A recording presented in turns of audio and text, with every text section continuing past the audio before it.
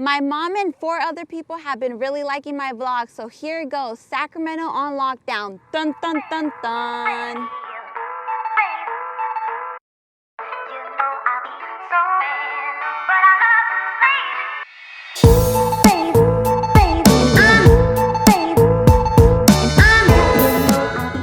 How many of you have been developing those healthy habits? Now I really want to know, and I got time because most of the time I'm bored in the house and I'm in the house bored. I'm bored in the house and I'm in the house bored. I'm bored in the house and I'm in the house bored. Developing healthy habits can be tough, and when the going gets tough, it's easy to skip out.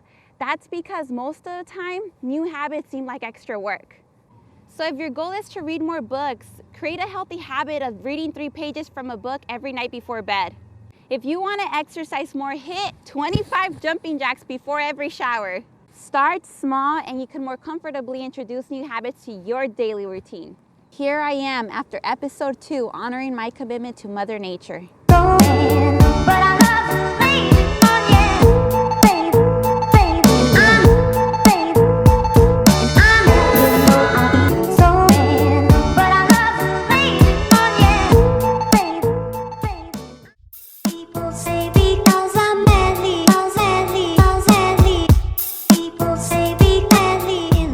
By the way, who else has run out of contacts?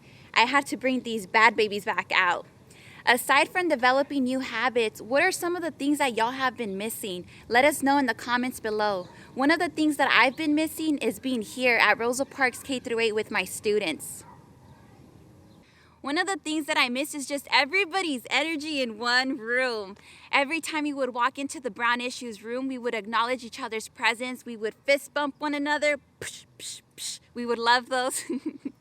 And we would get in círculo and share our highlights and rants, and that's something that I'm looking forward to getting back to. It's important for me to bring up my students because they help me go further in developing one of these healthy habits. But first, for those of you who've seen my wheels, you know that I either got a Musri or a Mustang, depending on how you want to say it.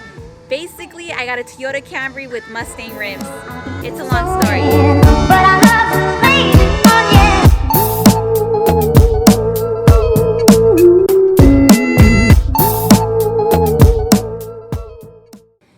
But recently I switched my wheels for this baddie right here. It's going to help me develop my second healthy habit, biking.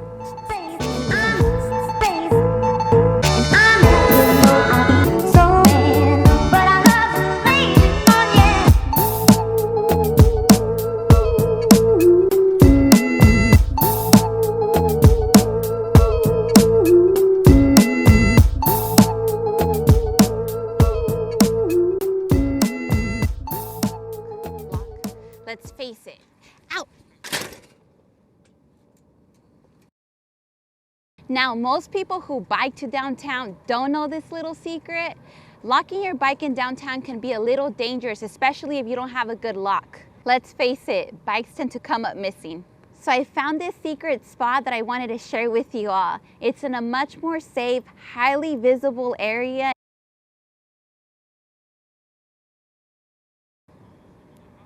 Ow!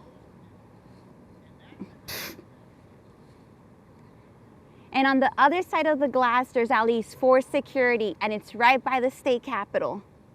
So back to my students. Some time ago, we were planning a community project, and the community my students wanted to help out was our homeless community here in Sacramento. So we asked for donations and purchased menstrual products, and we made these. Give me a second. So these are period packs, and they include pads, tampons, and cleaning wipes. So often our homeless community has to resort to ripped up clothing, cotton balls, napkins, because they don't have the essential needs when it's that time of the month. And the next healthy habit I want to develop, it's being a better ally, in this case to our homeless community. And here's what being a better ally to those who are homeless will look like for me. Once a month, I want to volunteer helping to provide direct services, helping to feed, clothe, or even passing out hygiene packages. I also want to continue to support my youth in leading projects to carry out this type of work. Second, this year I want to support legislation on a local or statewide level that aims to shift policy to improve the conditions of those who are homeless. I figured I'd do this by writing a letter of support to my elected officials and showing up to testify on behalf of bills to City Council or the state capitol. And número tres, I want to help promote and work more closely with dope organizations already out here doing great work. I have so much to learn in how to show up and be present in this space, and I know working with others who are deeply committed in doing the work can help. One time, the fam was in downtown LA passing out radios to the homeless community.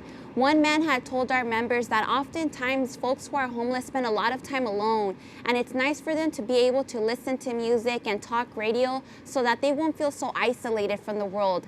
That man was Paul from Pauly'sProject. As a young boy, Paul would accompany his mother to downtown LA to bring food and clothes to his uncle on Skid Row. Remembering how good he felt in giving food and clothing to the less fortunate, it was a feeling of accomplishment. This feeling stayed with him as he grew up. Paul would later have a son who he named Pauly. Pauly was born blind and autistic, but the power of music provided Pauly with such a calming effect. Inspired by his son's reaction to music, Paul, with his own money, decided to purchase radio headsets and distributed them to the homeless on Skid Row. As the news of his mission spread, Paul started getting more and more resources to purchase more headsets as well as hygiene packages.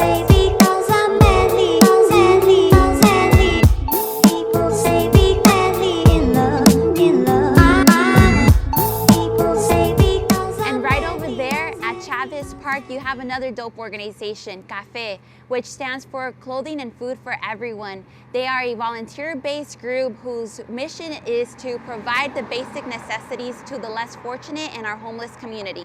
And they show up every Sunday at Cesar Chavez Park in Sacramento at 8 a.m. to serve food and hand out clothing to over 200 neighbors.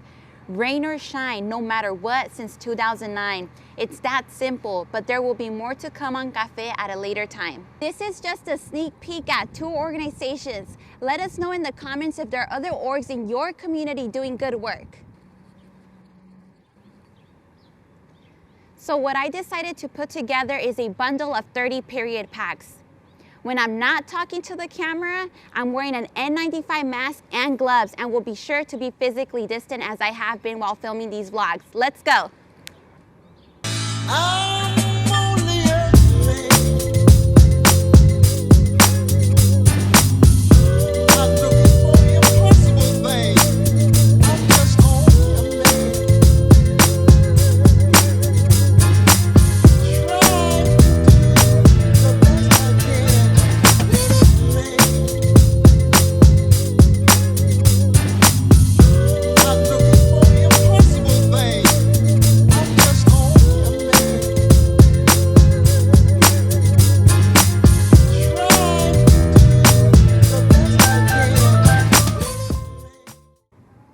Now what y'all should know is that Chavez Park is just 3 blocks away from the California state capitol.